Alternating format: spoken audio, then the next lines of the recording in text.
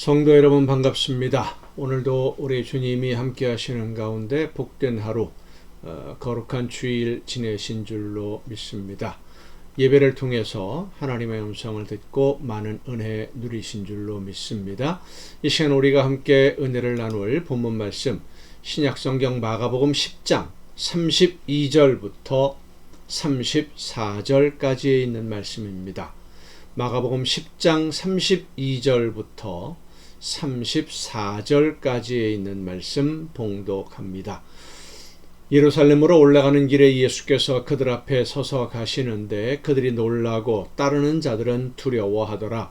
이에 다시 12 제자를 데리시고 자기가 당할 일을 말씀하여 이르시되 보라, 우리가 예루살렘에 올라가노니 인자가 대제사장들과 서기관들에게 넘겨지매 그들이 죽이기로 결의하고 이방인들에게 넘겨주겠고 그들은 능욕하며 침뱉으며 채찍질하고 죽일 것이나 그는 3일 만에 살아나리라 하시니라. 아멘. 오늘 본문의 상황을 한번 그 장면을 상상 속에서 생각해 보면 좋겠습니다.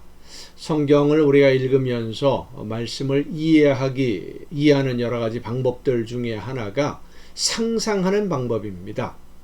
성경을 읽으면 대부분이 어떤 사건의 현장을 설명하는 내용들이죠. 그러면 내가 그 자리에 있는 한 사람이다, 그 장면을 바라보고 있다 라고 생각을 하거나 내가 그 장면에 등장하는 구성원 중에 한 사람, 오늘 본문으로 본다면 제자들의 입장에서 또 예수님의 입장에서 또 제자들과 예수님을 바라보는 여러 따르는 군중들, 이런 장면으로 그 상황으로 생각해 보는 것입니다. 그래서 왜 이렇게 행동을 했을까? 왜 이런 말을 했을까? 하는 식으로 내가 이 말을 했다면, 내가 저 자리에 있었다면 어떤 생각을 하게 될까? 이런 상상들을 하다 보면 성경에 기록된 말씀들이 나에게 이야기하는 것처럼 들리게 됩니다. 물론 그 상상이 무조건 옳다, 이게 진리다 이렇게 넘어가서는 안 되겠지요. 기도하면서 성령의 인도하심을 간구하면서 그런 장면들을 상상하면 이 말씀이 이런 의미로구나 라는 것을 깨닫는 경우들이 상당히 많이 있습니다.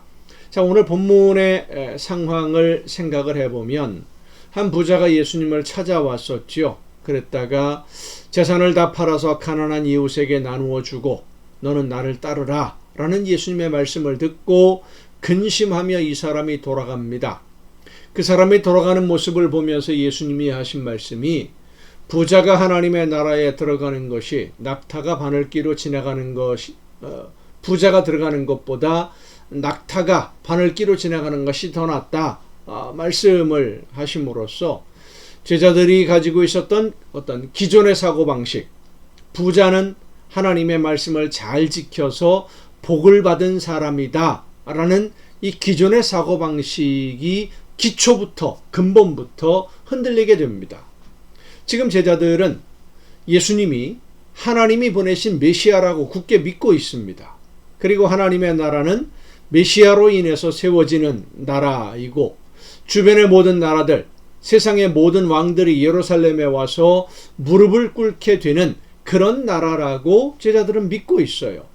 자, 그런데 부자, 하나님의 말씀대로 순종함으로써 복을 받은 부자가 그런 하나님의 나라의 백성이 되지 못한다 라고 예수님이 말씀하시니까, 그러면 하나님의 말씀대로 제대로 살지 못했던 이 제자들처럼 가난한 사람들, 평범한 사람들은 예수님이 임금이 되는 그 나라에서 무엇인가 해볼 수 있다고 하는, 제자들은 지금 그걸 기대하고 따르고 있는 것 아니겠습니까? 그런 하나님의 나라에 대한 기대를 포기해야 되는가 하는 이런 생각을 갖게 되었고, 그래서 베드로가 예수님에게 질문을 합니다. 우리는 모든 것을 다 포기하고 예수님을 따르고 있는데 어떤 보상을 받을 수 있겠습니까? 베드로의 이 질문을 보면 우리가 모든 것을 다 포기하고 예수님이 메시아로 하나님의 나라를 세우는데 충성을 하고 있는데, 그러면 우리가 예수님이 임금이 되고 나라를 세운 다음에 받을 수 있는 보상이 뭐가 있겠느냐, 이런 생각을 가지고 예수님에게 질문을 하는 거예요. 예수님이 임금이 되면 우리는 어떤 보상을 받게 됩니까? 하는 그런 질문인 것이죠. 그러니까 예수님이 하시는 말씀이 100배를 받는다라고 대답을 해주십니다. 제자들이 얼마나 기분이 좋았겠습니까? 100배를 받는다면 엄청난 보상을 받는다는 것 아니겠어요? 그리고는 예루살렘으로 발걸음을 옮기니 예수님이 예루살렘을 향해 가시려는 모습을 보면서 제자들은 자기들의 기대가 현실이 될 것 같은 생각이 든 겁니다. 이제 예루살렘으로 가시면 뭔가 일이 이루어지겠구나. 그래서 제자들은 놀라고 따르는 자들은 두려워하고 예수님을 반대했던 자들은 두려울 수밖에 없는 거죠. 100배를 보상받게 되면 제자들은 권력과 명예를 누리게 될 것이고, 제자들을 무시하던 사람들, 예수님을 무시하고 조롱하며 핍박했던 사람들은 두려워할 수밖에 없는 것이 이제 벌어질 것이다. 곧 예수님이 임금이 될 것이다 하는 그런 상황이 기대가 되는 거예요. 그래서 예루살렘으로 가는 제자들의 발걸음은 가벼울 수밖에 없고 100배를 받을 기대에 차서 기분이 한껏 들떠 있을 때 예수님이 오늘 본문의 말씀을 하십니다. 우리가 예루살렘에 올라가는데 인자가 대제사장들과 서기관들에게 넘겨짐에 그들이 죽이기로 결의하고 이방인들에게 넘겨주겠고, 그들은 능욕하며 침뱉으며 채찍질하고 죽일 것이나 그는 3일 만에 살아나리라. 자, 이 말씀은 제자들이 기대하는 현실과는 또 전혀 다른, 말이 안 되는 말씀을 하시는 거예요. 예수님이 100배를 보상해 주신다는 말씀을 듣고 기대가 커졌는데 6월절이라고 하는 유대인들의 가장 큰 명절에 예루살렘에 올라가서 전 세계에 흩어져 있는 모든 유대인들이 6월절에 예루살렘에 모였을 때 예수님이 결심을 하고 행동을 하기 시작하면, 메시아로서 로마 군대를 몰아내는 그런 일을 시작을 하시면 로마의 군대는 다 물러날 것이고 예루살렘이 세상의 중심이 되는 새로운 시대가 열리게 될 것인데, 그러면 이제 제자들의 모든 수고와 고생은 끝이 나고 100배의 보상을 받아서 많은 것을 누리게 될 것이다. 이제 그게 현실이 된다. 기대하고 있는데 예수님이 뭐라고 그러셔요? 예루살렘에 가면 제사장들과 서기관들이 나를 이방인에게 넘겨줄 것이다. 죽이기로 결의하고, 그러면 그들에게 고난을 당하고 죽임을 당하게 될 것이다.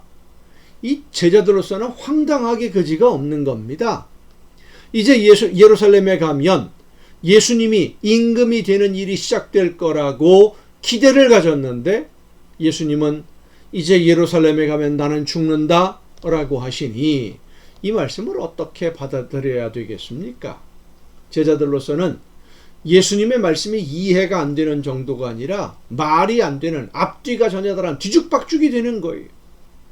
100배의 보상을 받게 될 것이라고 해서 기대를 했는데 예수님이 죽임을 당하게 되면 누가 100배를 받게 해준다는 겁니까? 이렇게 제자들이 예수님의 말씀을 전혀 이해하지 못할 수밖에 없었던 것은 예수님의 말씀을 듣는 제자들의 기본 전제가 달랐기 때문입니다. 예수님이 말씀하시는 방향과 제자들이 생각하는 방향이 전혀 달랐어요. 예수님은 제물이 되기 위해 오셨고 제물이 되기 위해 한 걸음 한 걸음 다가가고 있었는데 제자들은 예수님이 임금이 되시려는 것으로 생각을 하고 있었던 것입니다. 기본 전제가 달랐고 방향이 다르고 목적지가 다르고 기대하는 것이 다르고, 그러면 어떤 일이 벌어지겠습니까?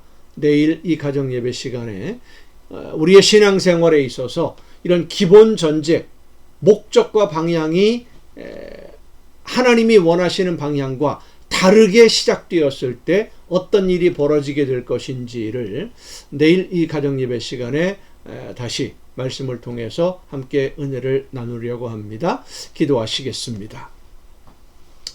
오늘도 크신 사랑과 은혜로 저희들의 걸음을 인도해 주시는 아버지 하나님, 하나님이 기뻐하시는 뜻이 무엇인지를 깨닫고 하나님이 원하시는 뜻대로 순종하면서 하나님이 맡겨주신 귀한 사명 감당하는 열매 맺는 신앙생활이 되기를 간절히 사모하는 저희들, 말씀해 주시는 대로 듣고 깨닫아 순종하되 성령께서 원하시는 대로 듣고 깨닫고 이해하며 그 말씀을 따라 실천하고 순종함으로써 하나님이 원하시는 열매를 맺는 우리 모두가 되게 하여 주시옵소서.